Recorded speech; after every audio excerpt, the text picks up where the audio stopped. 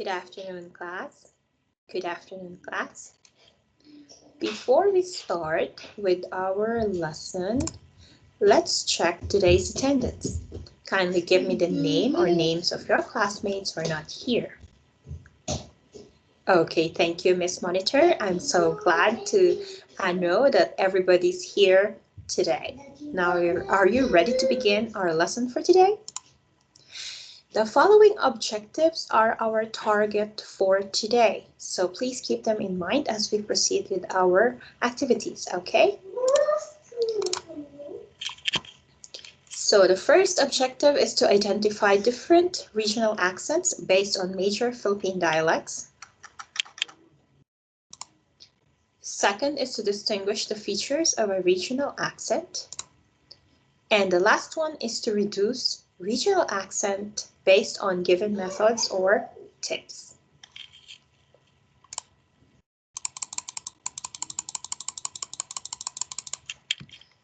Okay, so to start with, I will be playing short video clips, but before I play it, as a disclaimer, so these videos do not intend to offend any group of people or community in the Philippines. Keep that in mind. They are made with the intent to educate the public and create self-awareness among learners of the English language. So let's watch it.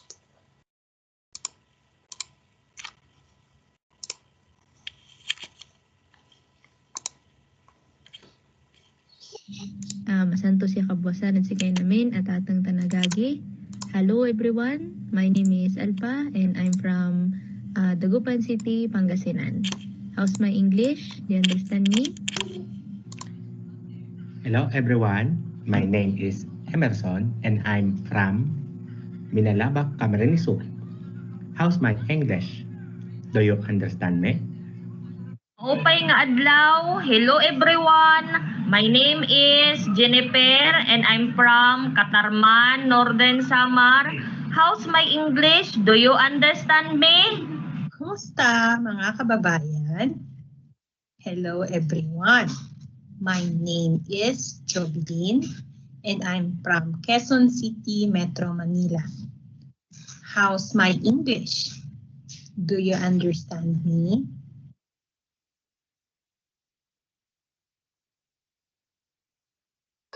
All right, so before we check whether your answers are correct or not, okay, were you able to hear where they came from, like the specific provinces? All right, so the first one is from, okay, Dagupan, Pangasinan. Second video, okay, Camarines Sur. Third, okay, Northern Samar or Samar. And the last one is from Quezon City. Okay, so let's see if you can identify the dialect spoken by these people. Yes, the last person is my twin. Just kidding. Okay, let's check. All right, so the speaker one or the first speaker is from Pangasinan. So the dialect spoken there is, no, it's not Pangalatok. It's Pangasinan or Pangasinense. Very good. Second speaker, since he is from Camarines Sur, okay, it's Bicolano. And then third speaker from Samar, okay, very good. It's Waray. And the last one, Quezon City is in NCR, so that means it's, okay, good job, Tagalog. So, what dialect do you speak? Do you speak a dialect? Which one? You don't speak a dialect? Okay, it's all right. But you do. You speak Tagalog. Okay, Tagalog is a dialect. All right, Hiligaynon, Cebuano, okay. What else? Oh, Kapampangan. Bicolano, Ilocano, okay. Good job. So, since some of you here speak a dialect, I think you can relate to the common problems of having a regional accent, just like the people you have seen in the video clips. But before we talk about the problems, how can you tell if someone has a regional accent? Your answers can be based on the videos you have just seen or from your own personal experience. You can type your answers here or you can open your microphone if you have it. Okay, someone is typing. They speak funny? Yes, especially if it's your first time to hear that specific dialect. It may sound funny to you because it sounds weird. Okay, they are saying the words incorrectly. Okay, they make wrong pronunciations of words or some letters. Okay, that's good. The A and the no, the E and the I. Sometimes it's reversed. Same with O and U. It's a hard O instead of the soft O. Okay. Do you find regional accent as funny? Why or why not? Of course, since it's your first time to hear it, of course it may sound as funny. Do you laugh at someone if he or she has a regional accent? I hope not. Okay. For others, they find regional accents as irritating. Do you agree with them? Is it irritating? Do you think it's irritating? For others, yeah, especially if they are like consciously doing it. But for the others, a regional dialect is actually done subconsciously. They thought they are saying the words correctly, but they're not. That's because someone does not tell them that it's not how it is. That's not how you say it. Okay. So my question now, or my next question is going to be, do you think you have a regional accent? If you think you have a regional accent, how will you know? How can you tell that, oh, I have a regional accent? How? Based on how you speak a language, okay? Like for example, English. Instead of saying the word English, you might pronounce it as English or Ingles, something like that, okay? Acceptable. What else? The P and the F, instead of saying perfect, you keep on saying perfect. Okay, that's also a regional accent. What else? The V and the B, instead of saying verbal, you keep on saying verbal. Okay, yes, that's also one of them. So thank you for the wonderful inputs. I hope you're now more aware with how you speak English or any language for that matter, whether it's French, Chinese, German, or anything, not only English. You know, having self-awareness will make you a better language learner. Now, let's talk about the issues or problems concerning regional accents. Okay, can you give me one problem? All right. Okay, so before we talk about that, I have here a quotation by a friend of mine. I'm not mentioning his or her name, okay? The person said, if I say it differently, am I saying it wrong? What do you think? Well, we will know about that more once we talk about the problems and the issues. Okay, so one problem that you have mentioned here is, okay, bullying. Whether we like it or not, this is, what do you call this one? This is quite common. I don't know why. When others are bullying people because they don't speak English properly, they thought they are like, they have a higher level of intelligence compared to the others. I don't know why, but that's how it is. Yes, I will agree with you on that. Okay, loss of self-confidence. Well, imagine if you're an introvert person, your personality is like you are shy, a shy type kind of person, and then someone will laugh at you when you are reporting. Well, yes, that will hit your self-confidence too much. Okay, because others will think that they're not speaking English accurately. So yes, most of them will lose self-confidence if you're one of those kind of people. Okay, measurement of intelligence. I have mentioned this earlier in relation to bullying. Okay, so sometimes, yes, one of you mentioned people will judge your intelligence based on how you speak English. Well, believe it or not, some people do that. Okay, they do that. If you are talking in, or if you can't speak English with American or British accent or any native English speaking accent, well, they thought they are very intelligent, but I'm not sure if that's a good indicator or a good means of measuring one's intelligence. All right. The last, okay, thing that you've mentioned is about classification of social status or education. Yes. Well, for this one, I can somehow relate, or I probably will agree with you that yes, if you cannot speak English properly, that means you're not that educated, or your social status is probably below the middle range or the middle class. Why?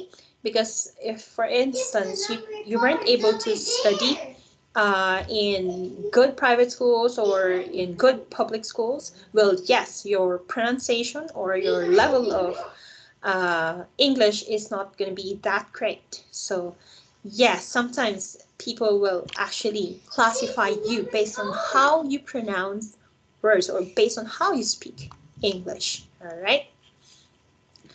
So, with the following four things, these are only just some common problems or issues regarding regional accents. I absolutely agree with this. Four things that we have pointed out today. People are perfectionists when it comes to speaking English and other actually language per se. Like you, if you find yourself on these situations, you need to be on the lookout. Okay, you should be able to defend yourself about, especially bullying, or if someone is trying to measure your intelligence based on your ability to speak English, or probably downgrading your dignity because you can speak good English. That means you're from squatter or something like that. So you have to be on the lookout of these scenarios. Okay. So with that said, let's now think of ways on how to reduce regional accents and make your spoken English as neutral as possible. Why are we doing it? It's not so you can avoid the following problems. Well, that's another reason, but not necessarily. It's also for you to improve your English language skills. So I have here a video. Please take down notes if you can. All right. While you are watching this. All right, let me check the audio. Okay, now let's watch this. Hi, it's Esther here from the Speak More Clearly accent reduction courses. Great to see you here. I'm going to go through 4 accent reduction tips that will make a difference to your clear English speech. Tip 1 is a tip to help you pronounce the sound more easily. Well, actually, I'm going to give you 2 tips here. First, you need to hold your tongue out between your teeth long enough. Most people who are learning the sound tend to pull the tongue back into their mouth too quickly in an effort to get to the next sound. For example, they may say think. You need to give the its full worth and let enough air out first over your tongue before you move to the next sound. So it's think, not think. Think. I think so. It's not through, it's through. Can you hear I'm leaving enough air in there? Through. Go through there. It's not thank, it's thank. thank. Secondly, as you hold your tongue out between your top and bottom teeth, you also need to consciously make it a bit flat or wider. This makes it easier to send the air out over your tongue so it sounds like a proper sound. You may need to just stick your tongue out between your teeth at first without making a sound and practice making the front of your tongue flat or wide like this instead of. You could do this in front of a mirror at first to help you get the positioning and the feel of it. Now, tip 2 is about using the dark L sound to make it easier to speak more quickly, L. The light L, the one up behind the front top teeth, is mostly used at the beginning of words or when the L has a vowel before and after it. And it's also used in some common endings such as ly. For example, look, follow, quickly. The dark L is mostly used when there is a consonant before or after the L and when the L comes at the end of a word. When you use a dark L in these instances, it makes it easier to get from one sound to the other in a word and to sound more natural. For example, in the word almost, we don't say almost, we say almost. It's as if you're saying a short O sound and then quickly and lightly make the front L sound, ul. He almost dropped it. Don't overdo the short arc, but say it quickly and move to the ul. Another example is felt. It's not felt, but felt. He felt very well. An example of the dark L at the end of words is the word fell. We don't say fell, we say he fell. We don't say hall, but hall. Go down the hall. Tip 3 is to be patient and persistent with yourself. Some of our students have emailed me to say they have used my accent reduction course for a couple of weeks and haven't gained a complete English accent yet. Your mental attitude is important. Of course, it takes time to acquire a new accent. You need to be patient with yourself and persistent, and notice the gains you are making along the way with your practice. You didn't learn to speak your mother tongue in a matter of weeks. Work on 1 or 2 speech elements at a time, and when you have consolidated them into your everyday speech, then move on to practice something else. Otherwise, nothing becomes automatic. After all, your mouth needs to learn to move in a different way from the way it usually moves. Now, this last tip is about how to make your new English pronunciation automatic, because after all, that's the goal. Follow these tips and they will make all the difference. First one, write out a list of sentences that you have to use often at work or socially, and use those to practice, especially if there are words you always find difficult to say or longer words that are difficult. Break down the difficult words into sections and say them slowly for a few days. Then put them together and say the word over and over to help your mouth coordinate itself for the correct movements. The next thing is write out dialogues and conversations that you often use at work, maybe with customers or in meetings or on the phone, and practice those. Practice every day for 2 to 3 weeks or until you are happy with how you sound when you listen to yourself after you've recorded yourself saying them. And don't forget to practice saying your name if it's a name that isn't common for the country that you're living in. The trick here is to say it slower. And also practice the name of your work or your company. Now the last bit is take a book, newspaper or magazine and read aloud to yourself every day for a few minutes. And focus on saying what you are working on correctly whenever it comes up in the text. I hope you have found these tips helpful. For more information on how you too can speak more clearly, hi. All right. So I hope you were able to take some notes about the video content. Now let's review the 4 ways to reduce your accent while speaking in English. Please enumerate them here in the conversation box. All right.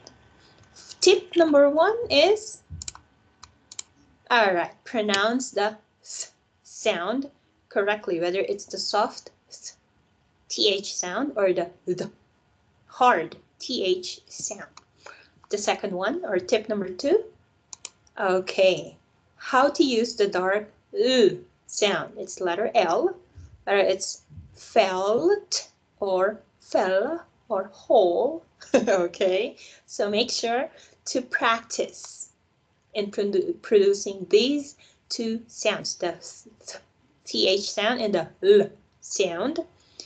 The third tip, be patient and persistent. Based on the speaker from the video, yes, you cannot learn a language overnight. I perfectly agree with her. Okay, you need to be fully motivated and yes, be persistent. If you think you're not improving, ask someone to check whether you are like saying the word differently but compared to how you have done it before. So the best checker for you is probably your friend if you are the like shy type of person, or if you are brave enough, you can go to your teachers directly, English teachers that is. The last one, there are 4 ways given in making English pronunciation automatic. The first one, what way? Okay, write down sentences. The second one, what is it? Okay, you're correct. What is it? Okay, so writing down sentences, practicing saying it in the mirror or with a friend. All right, what else? Reading a book. Okay, recording yourself is also one of the ways. So always remember these tips, the 4 tips and the 4 ways given as you continue learning the English language. Honestly, having a regional accent is not bad because it's part of your unique identity, like telling others that you belong to a certain locale or community. There's nothing to be ashamed of having a regional accent, but as a language teacher, I need to tell you that you need to understand speech clarity is always our goal as language learners. So am I making myself clear? Okay. Now let's practice reducing your own regional accent. Okay. So we have 2 tasks here for today. First task, I want you to type, okay, open your browser, any browser, whether you're using Google Chrome, Internet Explorer, Microsoft Edge, Mozilla Firefox, type https://2phonics.com/. Okay, so I'll show you my browser. It should look like this. Okay. So again, your browser should look like this one. I hope you're seeing my screen. So what are we going to do today? So once the website open, you can type some words or phrases here at the box, or you can copy paste if you have opened a PDF text or a Microsoft document. You can copy and then paste here. So for instance, I'll type English. Okay, you can click on the British. If this is on gray, that means that's the accent that you will be hearing. If you click American, see the gray transfer to American, that means you are going to hear pronunciation based on the American accent. Now, after clicking whether it's British or American and then typing your word here, you can click show transcription. So let's click on that. All right, now you are seeing that there's another thing here. Okay, so you can click this play button to be able to hear how British will pronounce this word. So let's play it. English, One more time. English, Okay, so I hope you were able to hear that sound. Now let's move on to the second accent, American. And then again, click show transcription. Let's wait for it. And there. So as you can see here, it changes. Earlier it was United Kingdom, now it's United States. Now let's click again the play button and hear how Americans will pronounce this word. English, Okay, one more time. English, Okay, so I hope you were able to hear that word. So for our activity today, I want you to, where is my PowerPoint again? Okay. So let's go back to the PowerPoint there. So I have the following three samples. So what I want you to do is type the word Filipino, the phrase Filipino people, and then the expression good morning everyone to the blanks that you have seen earlier. Go to the browser to phonics.com, copy that or type it on the blanks, okay, and then click on the British and the American button. What I want you to identify is the difference on their pronunciation, like how do British pronounce the word Filipino, how do Americans pronounce the word Filipino. So I want you to identify at least one characteristic or one difference that you have heard based on, you can play of course you can play the button over and over, but please take note that this activity is only good for 5 minutes. Okay, so I'm giving you 5 minutes. Make sure to be able to do that.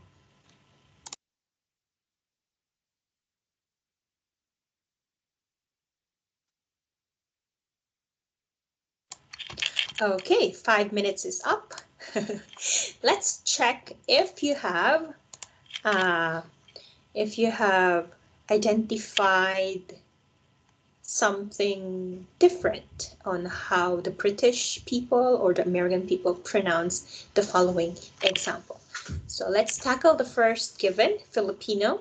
For British, okay, so for British, it's slow pronunciation. For American, all right, it's fast pronunciation. How about the phrase Filipino people?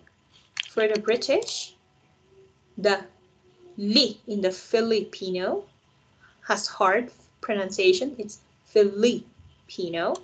How about for the American? Okay, the li has soft. It's pronounced softly, like Filipino. Filipino. Okay. How about the last one? Good morning, everyone. For British, the r in morning is barely pronounced. It's good morning, everyone.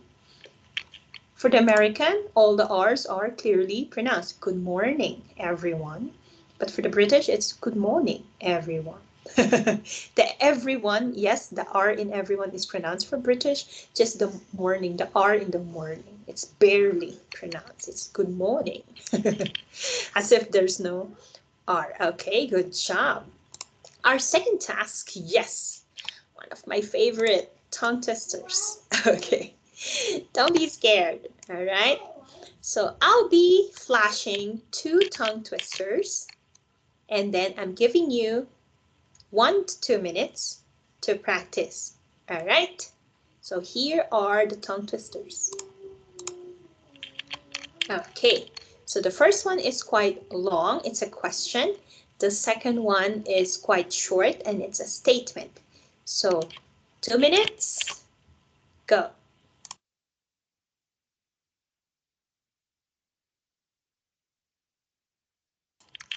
All right, 2 minutes is up. Okay, let's have some volunteers. Okay, you remember our 4 speakers earlier? All right, so the 4 speakers volunteered to do the following tongue twisters. Let's see if they can pronounce it correctly. All right. But before we play the the oops. All right. So as you watch the 4 speakers, you're going to evaluate them based on the following. So the first criteria is, are the vowels, whether it's a, e, I, o, or u, or u, are pronounced properly. Or second question, are the consonants, the b, k, d, etc., are pronounced properly? And then the third criteria, did he or she stutter or hesitate to say any word or some words? And the last one, is she able to finish presenting both tongue twisters? Okay, remember it's only good for 1 to 2 minutes, not extended. Okay, so if, for example, you answered yes to all 4 questions, please give 5 points to that speaker. But if you answered only yes to any of the any 3 questions among the 4, you can give 4 points. And then you answered yes to any 2 questions from the 4 given, that's 3 points. And if there's only 1 yes to any of the 4 questions, that's 2 points. And if you answered no to all questions, so that's 1 point. Why am I giving 1 point? For effort. Okay, so ready? All right, so let's hear them out.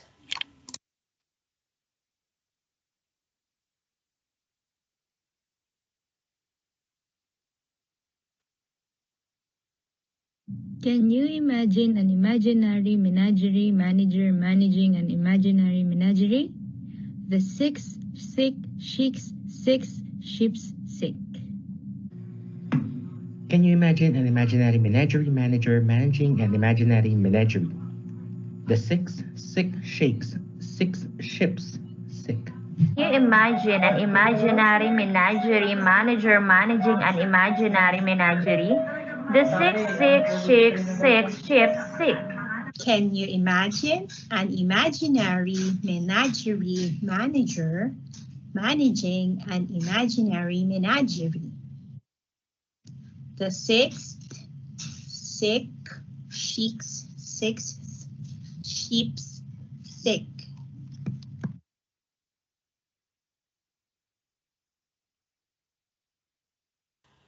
Okay, you may now give your scores. Remember, if yes to all 4 questions, that's 5 points.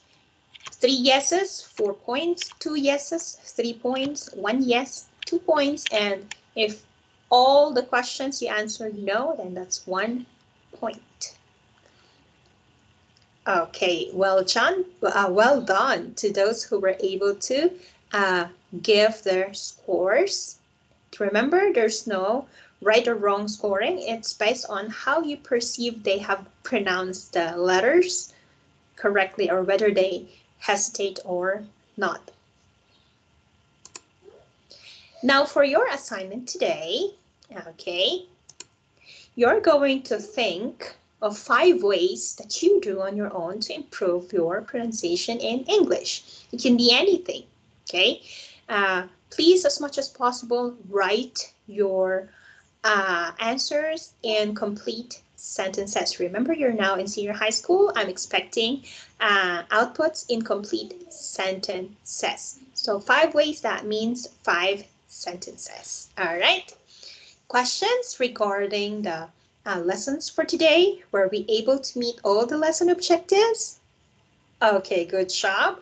Any comments about the regional accent that you have? Any promise that you, or any hope that you can improve your English? Of course, there is a hope that you can develop your regional accent, or probably totally eradicate your regional accent. It's fine. But if you still have it, it's also okay. There's nothing wrong with a regional accent. Okay, so that's all for today, guys. Any questions or clarifications about the homework? I hope it's clear. Okay, so that's all for today, guys. See you again next time. Don't forget your homework. Have a nice day. Bye.